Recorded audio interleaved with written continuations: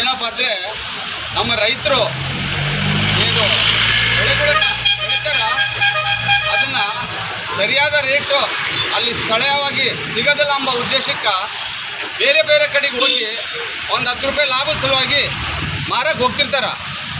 ಈ ದಾರಿ ಉದ್ದಕ್ಕೆ ಏನು ನಿಮ್ಮ ಪೊಲೀಸ್ ಇಲಾಖೆ ಏನು ಟಾರ್ಚರ್ ಕೊಡುತ್ತೆ ನಮ್ಮ ರೈತರಿಗೆ, ಎಲ್ಲಿ ಕೈ ಮಾಡ್ತಾರೆ ಅಲ್ಲಿ 200 ರೂಪಾಯಿ ಕೊಡ್ಬೇಕು. ಸುಮಾರು 300 ಕಿಲೋಮೀಟ್ರ್ ಹೋಗ್ತಾರೆ ಅವರು. ನಮ್ಮ ಕುರುಗೋಡು, ಕುಡ್ತನೆ ಅಕ್ಕಪಕ್ಕ ಇರೋಂಥ ದಮ್ಮೂರು ಹಳ್ಳಿಗಳಿಂದ ಮೆಣಸಿನ್ಕಾಯಿ ಆಗಲಿ ಏನಾದರೂ ಅದು ತಗೊಂಡು ಹೋಗ್ತಿರ್ತಾರೆ. ಯಾವ್ರಿಗೆ ಹೋಗ್ತಿರೋದು ನೀವು? ಬ್ಯಾಡಿಗೆಗೆ ಹೋಗ್ತಿರ್ತಾರೆ. ದಿನನಿತ್ಯ ಹೋಗ್ತಾರೆ ಇವರು. ರೈತರು ಇರೋದ್ರಿಂದ ಅಲ್ಲಿ ಹೋಗಿ ಒಂದು 10 ರೂಪಾಯಿ ಜಾಸ್ತಿ ಸಿಗುತ್ತೆ ಎಂಬ ಉದ್ದೇಶಕ್ಕೆ ಹೋಗಿ ಮಾರಕ್ಕೆ ಹೋಗ್ತಾರೆ. ಈ ರೀತಿ ಟಾರ್ಚರ್ ಮಾಡ್ತಾರೆ ಪೊಲೀಸ್ ಇಲಾಖೆಯವರು.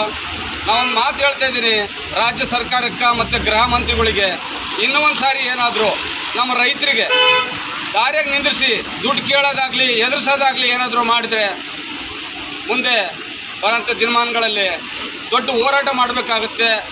ಪೊಲೀಸರಿಗೆ ಏನು ಟಾರ್ಚರ್ ಕೊಡ್ತಾ ಇದ್ದಾರ ಅದು ವಿರೋಧವಾಗಿ ದೊಡ್ಡ ಹೋರಾಟ ಮಾಡಬೇಕಾಗುತ್ತೆ.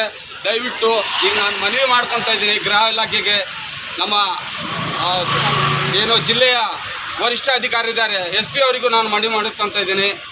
ದಯವಿಟ್ಟು ನಮ್ಮ ರೈತರಿಗೆ ಸತಾಯಿಸ್ಬೇಡ್ರಿ. ಒಂದು ವೇಳೆ ಏನಾದರೂ ಅವರು ಸೋತು ಮನೆಗೆ ಕುಂತ್ರೆ ನಾವು ಉಪವಾಸ ಬಿಡಬೇಕಾಗತ್ತೆ. ರೈತರಿಗೆ ಸಪೋರ್ಟ್ ಮಾಡಿರಿ.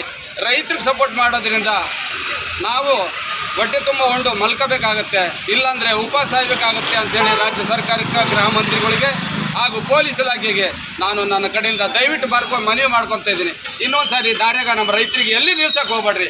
ನಿಂತಪ್ಪ ಅಂದರೆ ಇದಕ್ಕೆ ತಕ್ಕ ಉತ್ತರ ಕೊಡಬೇಕಾಗುತ್ತೆ ಅಂತೇಳಿ ಸಂದರ್ಭದಲ್ಲಿ ಹೇಳ್ತಾ ಇದ್ದೀನಿ. ಜೈ ಜವಾನ್ ಜೈ ಕಿಸಾನ್. ಏನು